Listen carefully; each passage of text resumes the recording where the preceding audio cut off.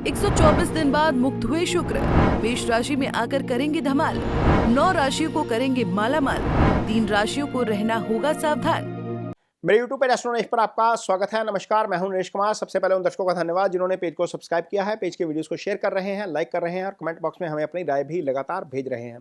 दोस्तों, आज बात करेंगे शुक्रदेव की। शुक्राचार्य जो राक्षसों के गुरु हैं, शुक्र जो इतने इंपॉर्टेंट हैं कि आपकी कुंडली में जब महादशा चलती है तो शुक्र की महादशा सबसे ज्यादा 20 साल चलती है।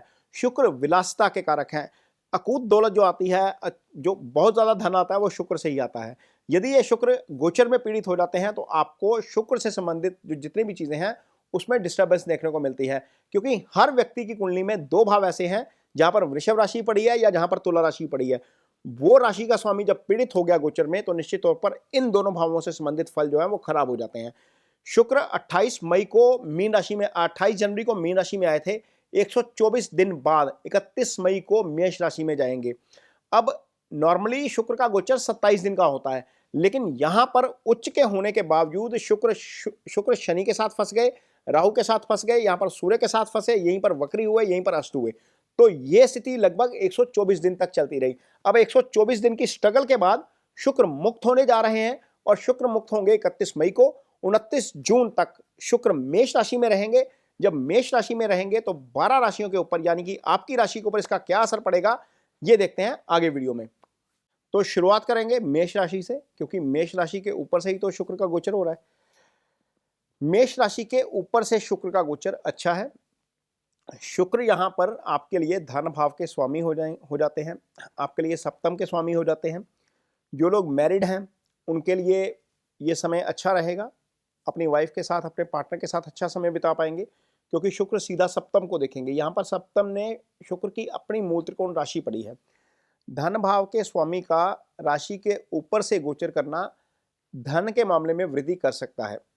वैसे भी जब चंद्रमा के ऊपर से शुक्र जैसे ग्रह का गोचर होता है ना, तो नॉर्मली भी आप सामान्य तौर पर भी आपका एंथुसिज्म थोड़ा सा अच्छा रहता है। आप अच्छे मूड में रहते हो, जोली मूड में रहते हो, क्योंकि शुक्र विलासिता के कारक है, शुक्र डिजायर्स के कारक हैं, शुक्र इच्छाओं के कारक हैं, ये राक्षस गुरु हैं। तो अल्टीमेटली जब चंद्रमा के ऊपर से शुक्र का गोचर होगा तो आपका मूड वैसे ही अच्छा रहेगा। तो शुक्र मेष राशि के जातकों के लिए काफी अच्छा है, क्योंकि यहाँ पर धन भाव का स्वामी जो है वो चंद्रमा के ऊपर से गोचर करेगा। ये स्थिति आपके लिए अच्छी है। जिनकी शादी नहीं हुई है उनकी शादी भी हो सकती है, क्योंकि यहाँ पर शुक्र सीधा सप्तम भाव को देखेगा, सप्तम को एक्टिव करेगा। सप्तम का कारक भी शुक्र होता है, इस राशि के लिए सप्तम का स्वामी भी शुक्र होता है। तो निश्चित तौर पर मेष राशि के जातकों के लिए ये गोचर अच्छा है। अगली राशि जो है शुक्र की अपनी राशि। शुक्र इकलौते ग्रह हैं जिनका 12वें का गोचर ठीक होता है। जब 2 राशि बनाएंगे तो 2 राशि से शुक्र 12वें चले जाएंगे।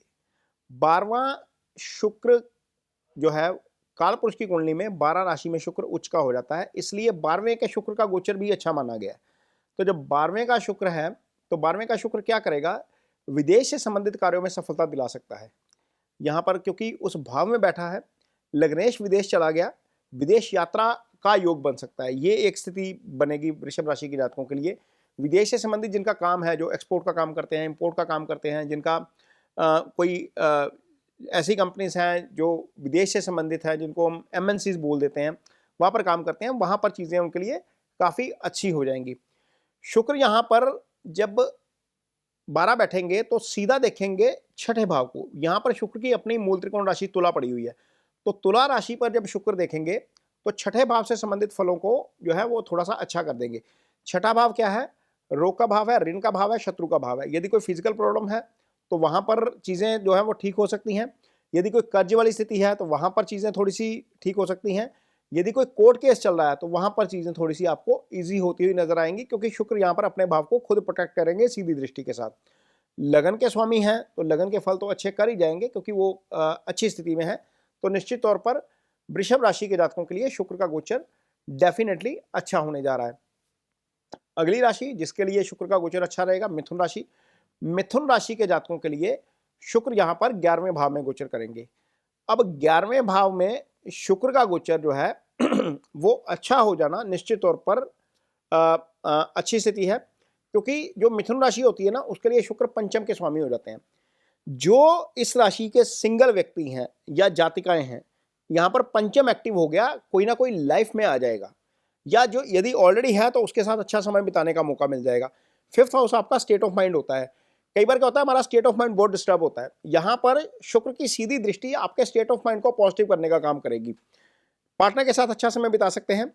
यहाँ पर शुक्र जो है वो 12वें के स्वामी हो जाते हैं। 12वें के स्वामी होकर 11वें आकर बैठ जाएंगे, तो 12वें से संबंधित फल भी आपको अच्छे मिलेंगे, क्योंकि शुक्र शुभ गोचर में है तो अपने 12वें भाव के फल भी करेंगे। तो 12वां भाव विदेश का भाव है, विदेश से संबंधित भाव है, तो निश्चित तौर पर उसके फल भी आपको अच्छे मिलेंगे। विदेश से कोई ना कोई अच्छी खबर आपको सुनने को मिल सकती है, या आप विदेश में यात्रा कर सकते हैं। ये स्थिति आपके लिए काफी अच्छी है। अब शुक्र जो है कर्क राशि के लिए, वैसे तो जो कर्क राशि के जितने भी जातक हैं जो पुष्य नक्षत्र में पैदा हुए हैं, उनके ऊपर दशा ही शुक्र की चल रही है। लेकिन चूंकि शुक्र का दशम का गोचर अच्छा नहीं होता, इसलिए कर्क राशि के जातकों को थोड़ा सा संभल कर चलना चाहिए। ये गोचर उनके लिए शुभ नहीं है।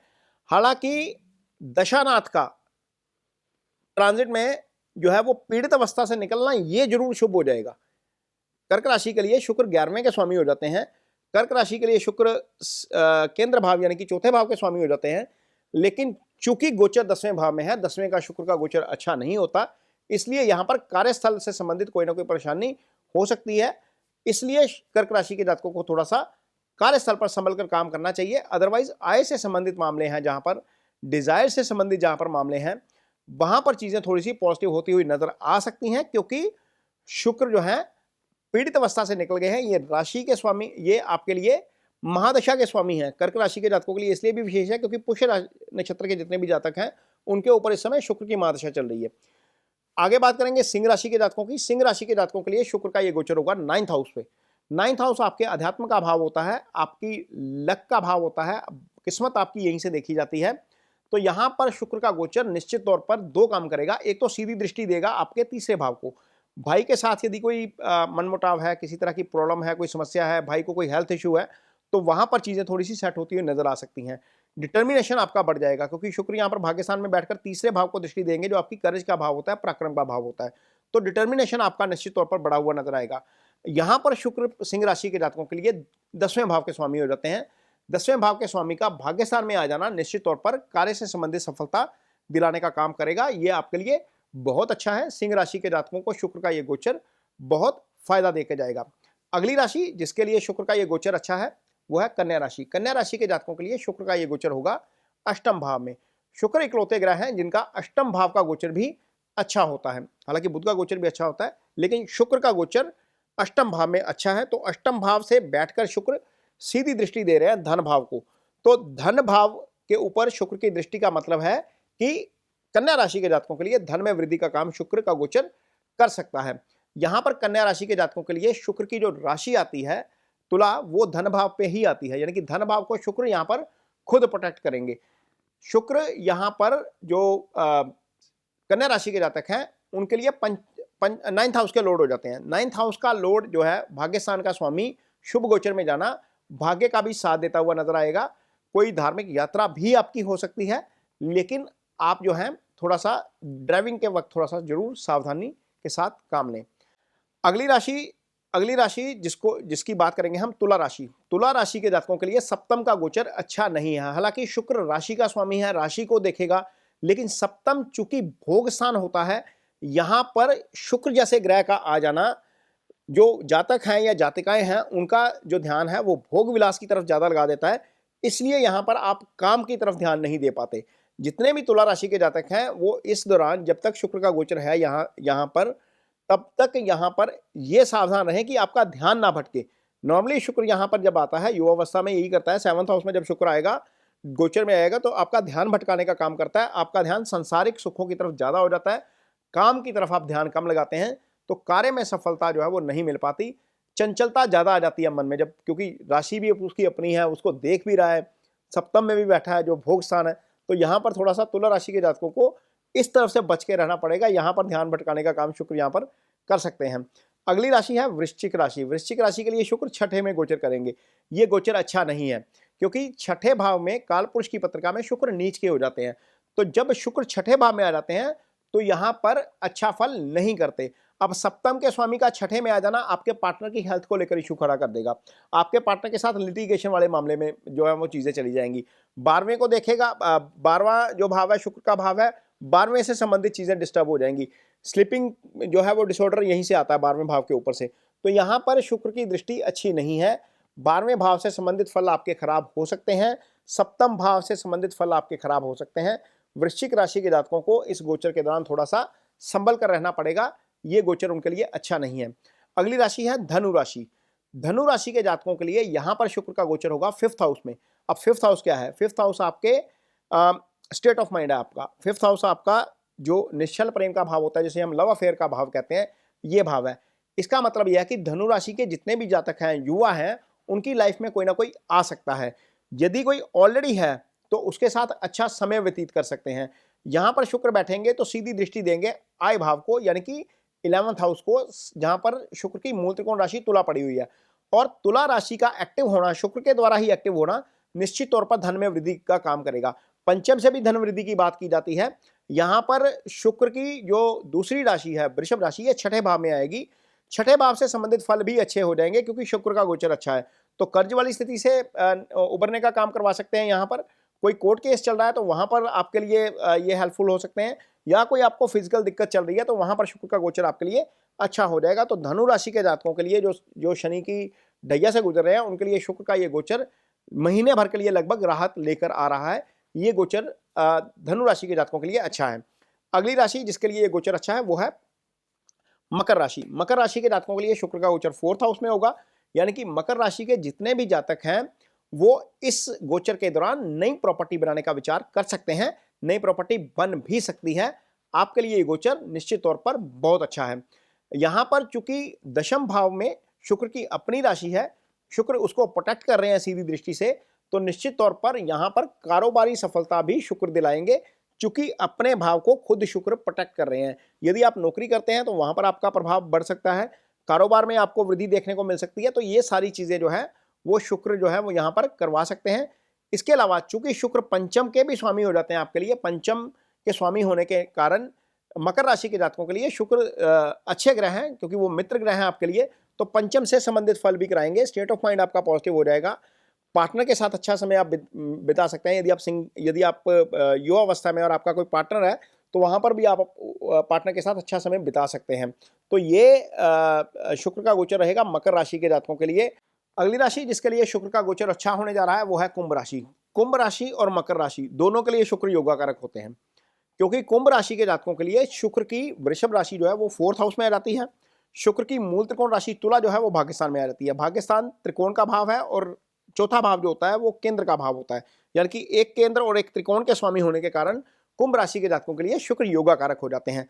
अब ऐसा ग्रह जब आपके पराक्रम स्थान से गोचर करेगा, भाग्यस्थान को सीधा एक्टिव करेगा, जहां पर शुक्र की अपनी राशि पड़ी है, तो निश्चित तौर पर वो आपके भाग्य को एक्टिव कर देगा। यानी कि कोई भी आप काम करना चाह रहे हैं, उसमें कहीं पर कोई अड़चन आ रही है, तो निश्चित तौर पर वहां पर सफलता मिलती हुई आपको नजर आएगी। इसके अलावा चूंकि वो 4th हाउस का लोड है, तो प्रॉपर्टी से संबंधित चीजें जो है वो करवा सकता है। यदि आप कोई एसेट खरीदने का विचार कर रहे हैं, कार खरीदने का विचार कर रहे हैं, घर खरीदने का विचार कर रहे हैं, प्लॉट खरीदने का विचार कर रहे हैं, तो वहां पर चीजें एग्जीक्यूट होती हुई आपको नजर आएंगी इस अवधि के दौरान, क्योंकि शुक्र आपके लिए अच्छी स्थिति में आ गया है। अगली राशि जिसको इसका फायदा होगा वो है निश्चित तौर पर मीन राशि। मीन राशि के जातकों के लिए यहाँ पर शुक्र लगन में ही बैठे हुए थे, यानी कि राशि के ऊपर से गोचर कर रहे थे, लेकिन चूंकि अच्छी स्थिति में नहीं थे, तो यहाँ पर शुक्र जब आगे जाएंगे तो आपके धन भाव में आ जाएंगे। शुक्र धन का कारक होते हैं। धन जो होता है वो 3 ग्रहों से आता है। लिक्विड मनी आपका चंद्रमा से आता है, जो आप धन संचित कर लेते हैं वो जुपिटर से देखा जाता है। जो आपको एक्स्ट्रा ऑर्डिनरी मनी आपके पास आता है, जिसमें आप बहुत ज्यादा अमीर होते हैं, वो शुक्र से ही आता है। यदि इन तीनों का कॉम्बिनेशन किसी के चार्ट में हो जाता है तो उनको बहुत ज्यादा पैसा, उनको ब्लेसिंग हो जाती है लक्ष्मी जी की। तो यहाँ पर शुक्र धन भाव में गोचर करेंगे तो निश्चित तौर पर धन से संबंधित चीजें अच्छी हो जाएंगी। ये भाव सीक्रेसी का भाव होता है, अष्टम भाव, जहां पर शुक्र की दृष्टि पड़ रही है, जहां पर शुक्र की अपनी मूल त्रिकोण राशि है, वहां पर शुक्र की दृष्टि पड़ रही है। तो कोई छुपा हुआ धन जो आपका नहीं है, शायद कई बार हमने किसी से पैसे लेने होते हैं या किसी ने हमारे पैसे देने होते हैं, वो हमें याद नहीं रहते, तो वो पैसा आपका कहीं ना कहीं वापस आ सकता है। ये एक तो ये है अष्टम भाव के ऊपर जब शुक्र की दृष्टि है। दूसरा, जो लोग रिसर्च से जुड़ा हुआ काम करते हैं उनके लिए समय अच्छा है। यहाँ पर मीन राशि के जातकों के लिए शुक्र तीसरे भाव के स्वामी हो जाते हैं। तीसरा आपके पराक्रम का भाव होता है, पराक्रम में थोड़ी सी वृद्धि होगी। आपके भाई के साथ ट्यूनिंग अच्छी नहीं है या भाई को कोई समस्या है तो वहां पर चीजें थोड़ी सी अच्छी होती हुई नजर आएंगी। तो कुल मिलाकर मीन राशि के जातकों के लिए शुक्र का गोचर धन के लिहाज से अच्छा है, पराक्रम में वृद्धि के लिहाज से अच्छा है। ये जो है गोचर आपके लिए निश्चित तौर पर अच्छे फल लेकर आएगा। ये वीडियो आपको कैसा लगा इस पर कमेंट बॉक्स में अपनी राय जरूर दीजिए। यदि वीडियो अच्छा लगे तो इसे शेयर जरूर करिए, पेज को सब्सक्राइब जरूर करिए। इसके साथ ही मुझे दीजिए इजाजत। नमस्कार।